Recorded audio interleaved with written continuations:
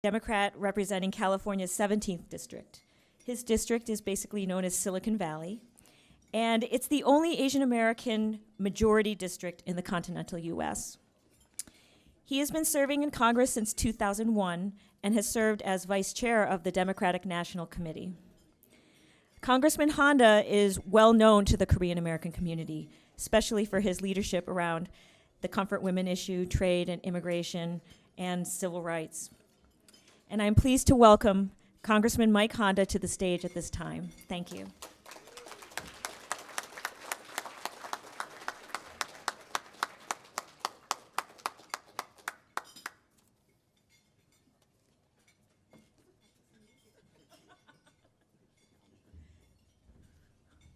Bueno, 안녕하세요. I learned another phrase, but I have to say it to a woman. 보고 싶어요. I just have to use it, you know, because I'm trying to learn Korean in the right way. But I just want to thank Mr. Huang for inviting me, the Washington chapter of the National Unification Advisory Council for this area, and thank you for this honor. And it's good to see my friend Don. He gives a speech just like a Korean minister, huh? Does he sound like a Korean minister?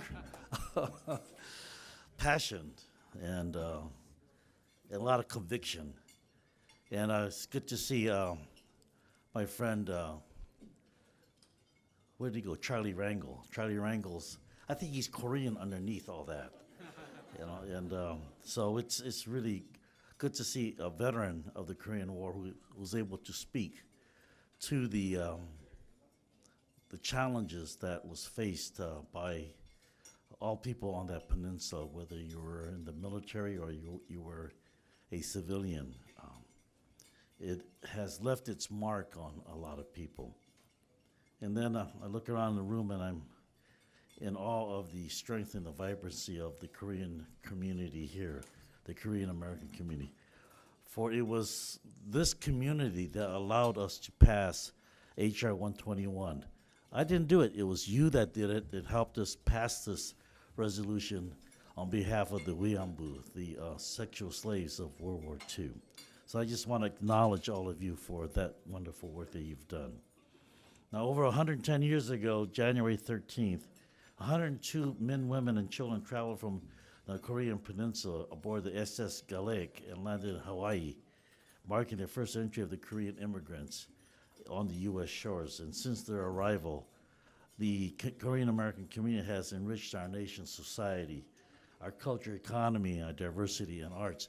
And in my district, 17, we even now have one of the corporate offices from Samsung. So if I want a little bit of Korea, I'll just go visit Samsung and just sit around there and listen to them talk. But in California, we're very lucky. In LA, we probably have the largest Korean American Koreatown. And walking through the Korean American community there, I just feel like maybe I left the United States and went to Korea again, because the people, the food, the culture, the religion are all there. The newspapers are all there. And so, and then the discussion about the unification of the peninsula is still alive and well.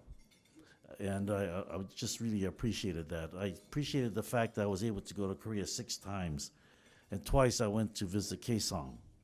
And I think that in Kaesong there was an activity there that shows the North Koreans the possibility of life and the quality of life and the economics that could happen if there is unification, that they can enjoy after unification. So I think that that's the kind of commitment I want to leave with you.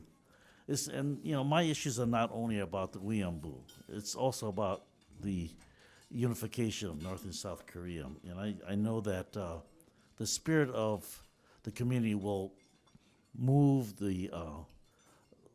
that effort forward, because this community is organized, and it's organized to that end. When you're organized to that end, it will happen. And we talk a lot about the vibrancy and the strength and the miracle of South Korea. But one of the things I've learned when I visited, I looked at the flag, the Korean flag. And maybe I'm not a scholar, but when I look at the Korean flag, I don't see the reflection of war. I see the reflection of harmony, balance, and peace. And that's what the Korean flag sort of symbolizes to me. And it must be part of the spirit of Koreans and Korean Americans that there is balance, there is peace, and there's harmony, and there's an understanding of all that with all the elements of this earth. So I think understanding that will always help me understand and really appreciate the kind of strength that the Koreans have, the Korean Americans have, and brought to this country. And we could use more of that principle of harmony, balance, and peace. And so to all of you, I want to thank you for your contribution to this country, to your contribution to our mentality, and but also moving together to make sure that we see the family, the Korean families, be, and I'll use the word reunified, because I think that there are many families there that still want to go back and recapture that vibrancy that the family had before the split. So I just want to say to all of you, thank you for the honor of your support, your strength, to allow me to be another voice in Congress on your behalf. 감사합니다.